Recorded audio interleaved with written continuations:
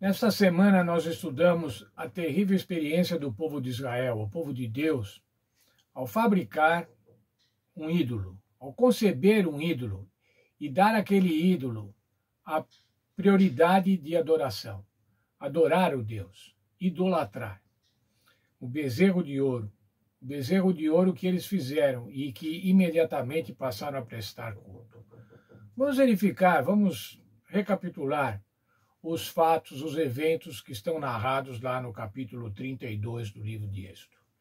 Em primeiro lugar, Moisés estava no monte recebendo do Senhor as tábuas do tabernáculo, e o povo estava sob os cuidados de Arão.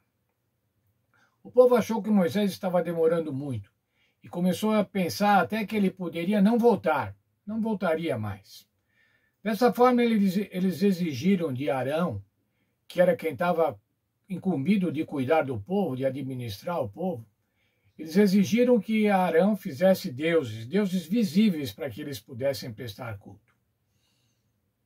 Arão cedeu à pressão do povo, temeu pela sua própria vida e não honrou o cargo que estava ocupando, o cargo de liderar o povo de Deus. E assim pediu ouro para fundir um deus. O povo tirou as joias e deu a Arão. Arão fez um bezerro de ouro fundido.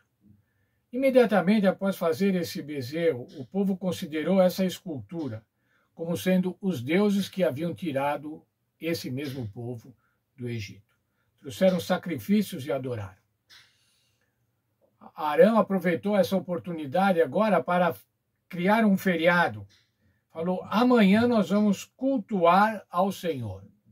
E a Bíblia mostra que era o Senhor Deus. Só que cultuar ao Senhor Deus com ídolos. Estava misturado aí estava misturado o profano com o sagrado. E era isso que Arão estava fazendo agora. E o povo madrugou.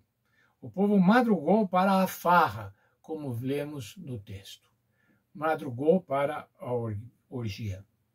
Enquanto isso, Moisés ainda estava lá no monte e o Senhor viu o que estava acontecendo e anunciou a Moisés que destruiria Israel e faria a partir de Moisés a sua nação especial.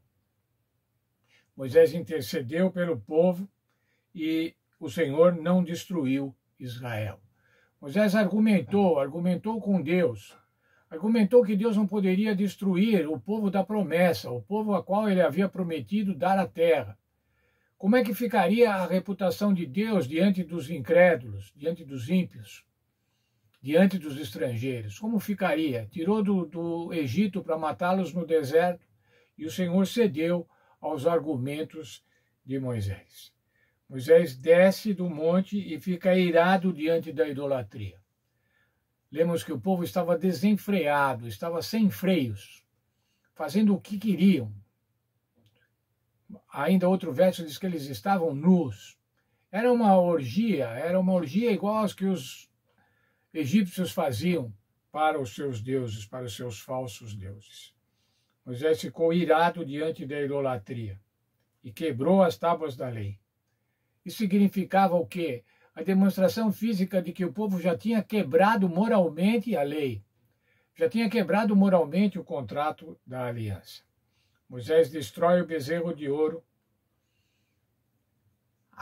mói o bezerro de ouro. E agora ele vai perguntar para Arão, o que aconteceu? Por que é que você fez isso? E recebe uma justificativa ridícula. Uma justificativa, como eu disse no estudo anterior, uma justificativa amarela, uma resposta amarela, uma resposta sem consistência. O povo me pressionou. Ou mais ainda, joguei os anéis e os brincos no forno e daí saiu um bezerro de ouro, como se fosse objeto de uma magia e não de uma feitura humana. O Senhor aplica a pena de morte. A pena de morte é a idolatria. Veja, a idolatria é o afastamento de Deus, afastamento do culto a Deus, e isso implicava na pena de morte, onde morreram aproximadamente 3.000 idólatras. Mas ainda agora Moisés vai confessar o pecado do povo. Moisés chama o povo para conscientizar o povo do que havia acontecido. E ele diz que eles pecaram, e pecaram, o pecado foi muito grave. Mas não só declara o pecado, pede perdão pelo pecado, se arrepende, faz com que o povo se arrependa e pede perdão pelo pecado. E ainda se dispõe até a perder a vida, caso o Senhor não perdoasse o povo. Veja, intercessão. A intercessão de um homem santo de Deus, pelo seu povo pecador.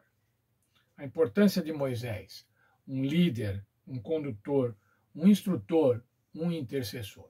Quero concluir, irmãos, o estudo lendo um parágrafo da nossa lição, na lição de sexta-feira. O Senhor pode fazer em nós infinitamente mais do que tudo que pedimos ou pensamos. Efésios 3:10. Não devemos nos concentrar em nós mesmos e satisfazer nossos desejos pecaminosos, porque isso leva à idolatria. Em vez disso, nossa atenção deve estar em Deus e em seu poder. Ele concede a força de que necessitamos para uma vida nova e vitoriosa. Nós não precisamos, irmãos, de ídolos. Não precisamos de ídolos para satisfazer os nossos desejos ou as nossas necessidades. Nós temos o Senhor Deus. O Senhor Deus que pode fazer, como diz aqui o texto de Efésios, infinitamente mais do que tudo que pedimos ou pensamos. Sabe o que é? Você está precisando de alguma coisa, o Senhor sabe que você está precisando. Quando você ora para você se lembrar da dependência de Deus, mas o Senhor sabe. O Senhor pode fazer infinitamente mais.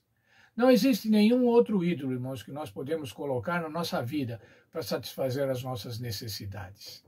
O dinheiro, a fama, a formação acadêmica, a família, o nosso sucesso no esporte, a nossa beleza física. Nada, irmãos, pode nos satisfazer mais do que o que o Senhor Deus pode fazer por nós. E que nós tenhamos essa convicção. O Senhor pode fazer tudo por nós.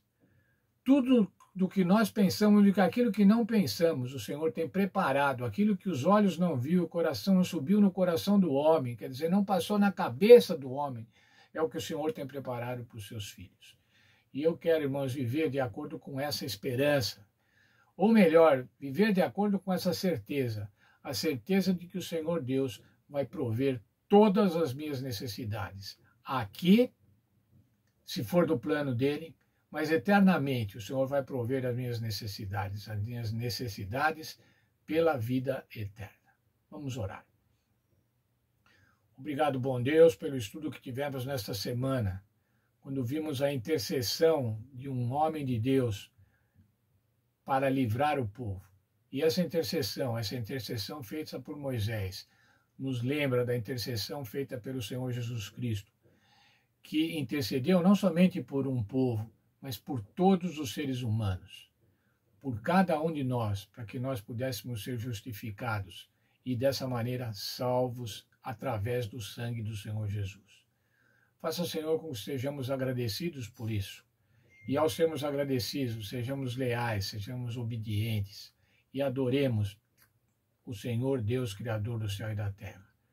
Adoremos aquele que nos criou e aquele que nos salvou e vai nos levar para a vida eterna. Faça, Senhor, com que vivamos dessa forma. É o que peço em nome do Senhor Jesus. Amém. Quero que todos nós amanhã tenhamos um sábado feliz na companhia do Senhor Deus, na companhia dos nossos irmãos, dos nossos filhos, na companhia dos irmãos da igreja, na companhia da família. Que Deus nos abençoe. Que maravilha, irmãos, o Senhor ter separado um sábado.